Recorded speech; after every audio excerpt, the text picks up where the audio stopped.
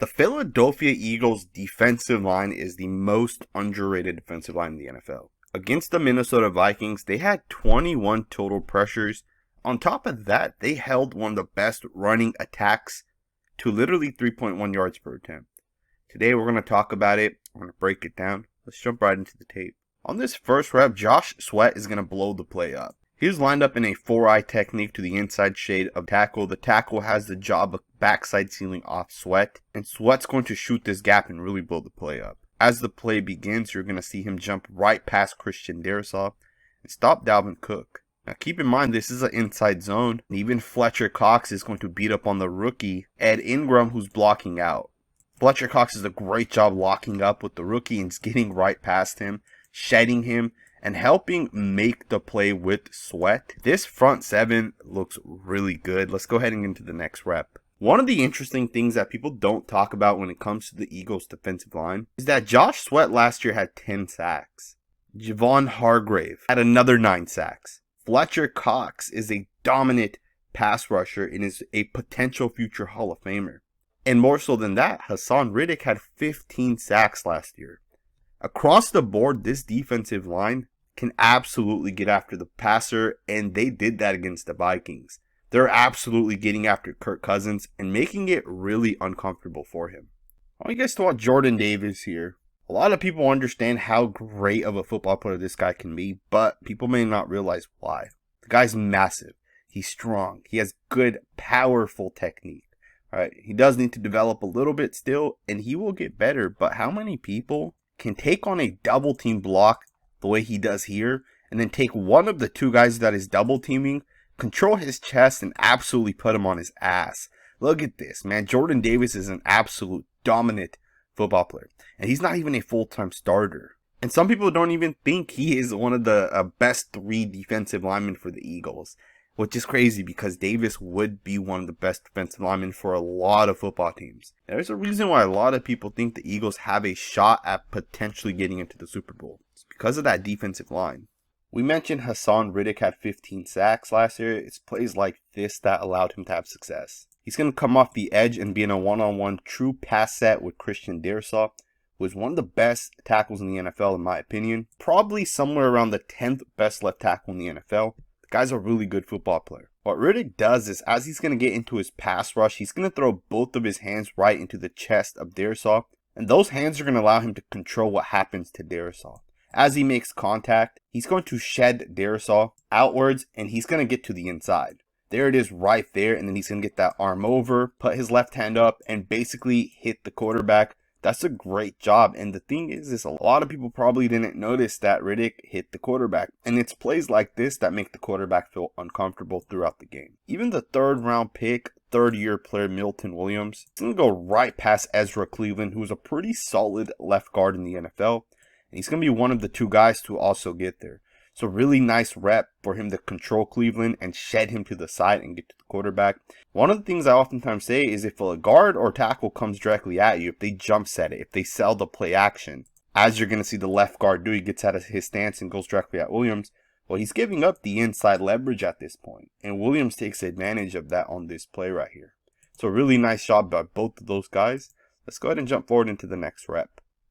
I want you guys to watch Fletcher Cox on this play go in against Ed Ingram, the rookie. He does a great job. He's going to give the rookie a cross chop. If you guys watch his hands, he's going to attack the right hand of the rookie. He's going to use both hands, the right and left, referred to as a cross chop right there.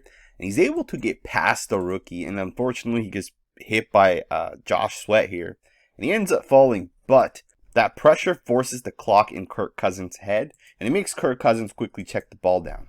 I totally understand a lot of people are going to say, well, he technically didn't get the sack, but it's still a winning rep. It's still a really nice rep, in my opinion. Fletcher Cox beating the rookie. And of course, he does fall right. You see both guys get run right into right there. Cox falls, but it's still a really nice play. Just wanted to show it to you guys really quickly. Let's go ahead and get into the next rep. I think Hassan Riddick might be the most underrated pass rusher in the NFL. The guy really knows how to win at the point of attack and really beat up some of the best tackles in the NFL. It's a great job getting that left hand up, making contact with Christian Darrisaw. Look at the body angle that he's currently in. He really sets up that spin, really gets past the left tackle, and of course it is a quick throw. And do keep in mind, you're not going to be able to get the sack on every single play. But, if you're going one-on-one with the guy 40 times and you're able to beat him 15 to 20 times, it still shows the type of production you may have. That's a really nice job right there. Let's go ahead and jump into the next rep. I want you guys to watch Josh Sweat line up on the outside in a wide 9 going one-on-one against Christian Darrisaw. Do note this is a true pass set. And watch the fake inside out move with the double hand swipe. And he gets right past that left tackle. Again, Christian Darrisaw is not a bad football player, man. I just think that Sweat and guys like Brandon Graham and Hassan Riddick, I think that's just a really good defensive end rotation. A really nice move with the hezzy step to the inside there. Fakes it, and Darrisaw gets one hand up because of the fake move, right? You can't use both hands if a guy goes to the inside and it gets you off balance. Sweat is going to then use both of his hands, attack that left hand of Darrisaw right there, swipes it down, hits the corner, and gets to Kirk Cousins. This is the last thing Cousins wants trying to throw the football. Not being able to step up and taking the hit. Even Javon Hargrave does a great job in a one-on-one situation here against Urza Cleveland. He really just powers right through him and gets to the quarterback. That's a really nice job, man. Hargrave had a bunch of sacks last year for a reason. The guy's a really good football player. That being said, let's go ahead and jump forward into the next rep. I want you guys to watch Riddick once again on this pass rush. And watch as he hits the speed rush, and watch the balance. Watch the ability to stay up and get some pressure on the quarterback. Not a major deal. You guys see the running back here, or the receiver here, does pick up the first down. But it's still a really nice job that you're getting to the quarterback. Kirk Cousins did not look comfortable against the Philadelphia Eagles in those plays like this, where the defensive end hits the outside move, uses his twitchiness, and he's able to somehow not fall over. I mean, he's like 7 yards away from Kirk Cousins at this point, and he somehow still is able to crawl to him and get a hold of those legs. That's a really nice job right there. Let's go ahead and jump forward into the next rep. When Fletcher Cox re-signed with the Philadelphia Eagles, I was excited. I know some people did not like it because they looked at it like it's time to move on. He's up there in age. But the thing is the guy's still a veteran, and he's a defensive lineman. When you put him in a one-on-one situation with a rookie or a younger player, like in this situation, and do know Ed Ingram for the Vikings is a really good right guard. The guy has all-pro potential. As a rookie, looks really good. And Fletcher Cox just uses those veteran hands, that veteran power, right? You lock up in a one-on-one situation with Cox, he knows how to win. And does Kirk Cousins want to see a guy in his face while throwing the football? No quarterback does. Of course, the receiver barely catches the football because this is an inaccurate throw because, once again, quarterback isn't able to step up. He has to really just throw this using his arms. Doesn't have the ability to climb the pocket. Defensive line of the Philadelphia Eagles, man, they're the real deal. And I want to show you guys a couple more reps. Alrighty, guys, jumping forward into this next rep. A lot of people didn't really think about this interception. This is Darius Slay's first interception. You guys are going to see on the top of your screen, he's going to intercept the in-breaking route that Justin Jefferson runs on the top of your screen. Now, a lot of people don't look at this play and give credit to the defensive line, right? All the credit goes to Darius Slay. And I understand he's a really good football player. Makes sense. Give him the credit. He does a great job on the play. But never underestimate the defensive line. On this play specifically, Javon Hargrave's going to attack the inside out of this guard, and he's going to be able to beat the left guard. Keep in mind, one-on-one situation, true pass set. The guard does a great job punching, and Hargrave's going to use those hands and fight through those hands, and he hits the quarterback. The quarterback doesn't step up into this throw because he's getting smacked. And of course, the trajectory of the football changes when you can't step up into a throw and you make a pass kind of getting hit. A really nice job, especially since the running back here is going to chip and double number 97. He still beats that and goes through that and still ends up getting held as well. So even if this was a touchdown, this would have came back. Of course, we all know that there was a penalty thrown, so there's the hold you guys see right there. That's a great job. In my opinion, Javon Hargrave could be one of the best interior defensive linemen. I know he doesn't get 15 sacks a season, but he's come on really strong ever since he's came over from the Steelers. Last season, he had a great year. And I watched some of his tape last year as well, and I really thought he did a lot of good things in pass rush situations specifically. And he's really carrying that this year as well. A lot of people won't see this play because when you look at the stat sheet and you look at the box score, this play doesn't come up. No one's going to realize the impact of this play. It might come up as a pressure or a quarterback hit, but you and I now know this play led to an interception. This play saved a touchdown. The Vikings were getting back in the game. They had a little bit of momentum, and this play basically just took that entire momentum they had away.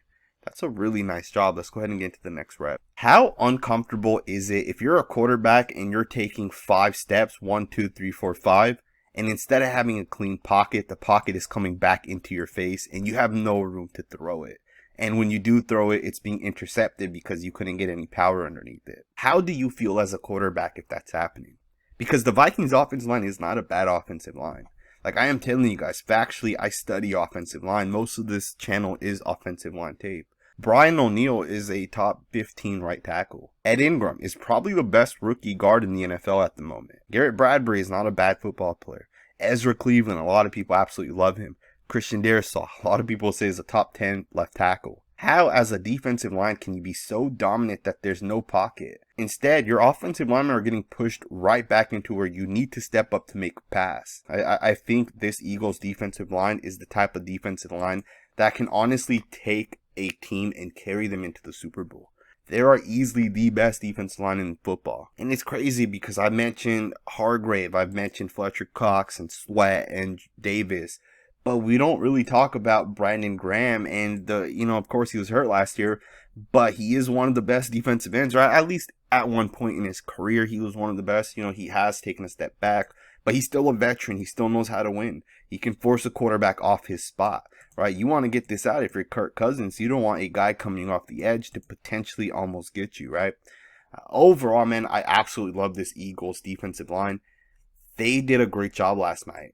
In my opinion, the Eagles defensive line won the game for the Eagles last night. And I'm not talking about the 24 points that were put on the board. I'm talking about all the pressures. The fact that the Vikings were able to get downfield multiple times and then boom, they threw an interception. Or they would get shut out. Or they'd have to punt. Or they only ran for 3.1 yards per attempt. Right? The Vikings really got dominated last night. And I think it was because the Eagles defensive line was so damn good. Just pressure after pressure after pressure. I hope you guys enjoyed this video. If this is the first time you're on this channel, please consider subscribing. We do all 22 film breakdowns. I definitely plan to continue to break down Eagles at least one time per week. Thumbs up, subscribe, and I'll see you guys next time with another video.